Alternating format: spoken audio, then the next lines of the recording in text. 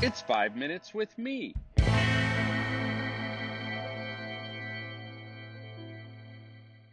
A big chunk of my time these days is spent in the year-long coaching program the Youth Cartel offers for youth workers. And as such, I've been deeply involved in the lives of these 650 youth workers, 10 at a time. And that means I get to see the hard stuff as well as the happy stuff.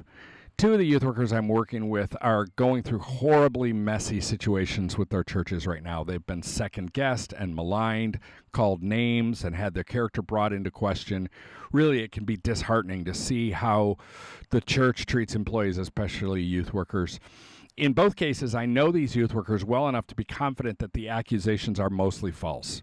I can't help remembering a traumatic experience I went through myself many years ago. I had worked as a junior high pastor for a few years at a church when things suddenly started going downhill fast.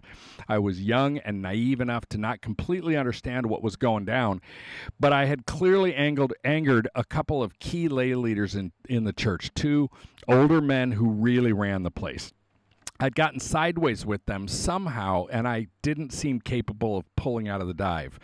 They pulled me into a closed-door meeting to tell me I had to leave. They said, "Because we care about you, we're going to pay you for 2 weeks." They leveled 6 character accusations, things like liar, manipulator, insubordinate, and so on. I was totally blindsided and laid out, just gutted. I thought my youth ministry career was over. Who would hire me after getting fired like that? In a moment of conversation with a godly mentor, he suggested I consider how I'd contributed to these false accusations. At first I chafed. They were wrong, and the accusations were flat out untrue. But as the days drifted by, I realized that it would be difficult for me to move on unless someone I felt safe with,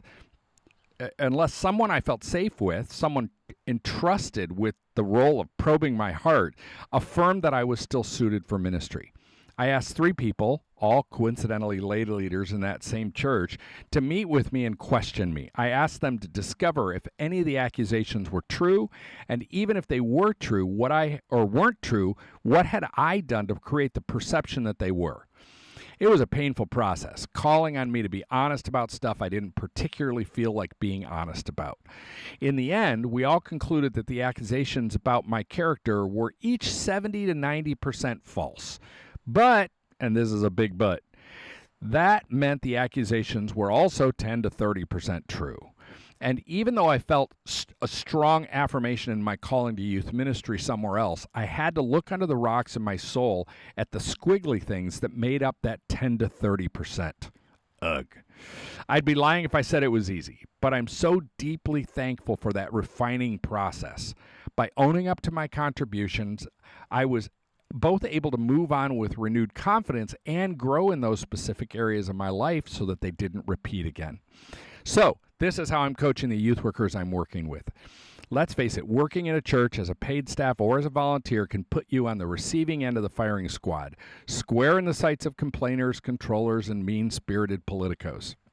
When the accusations come, and they will, the first question to ask yourself with gut-wrenching honesty is this true of me? The answer is rarely a categorical yes or no. The honest response is almost always, well, partially. See, wisdom looks at the partial part. Wisdom, which I sure want, I hope you do also, it studies our own contribution, our own culpability. Only arrogance dismisses our partial contribution to conflict, failing to learn from it and grow. Think of a conflict you've experienced in your church over the last year or two. Even if you were 90% right, what was the 10%? What can you learn about yourself and your ongoing need for a Savior? How could God transform that 10%, redeeming it into a beautiful aspect of your strength as a leader?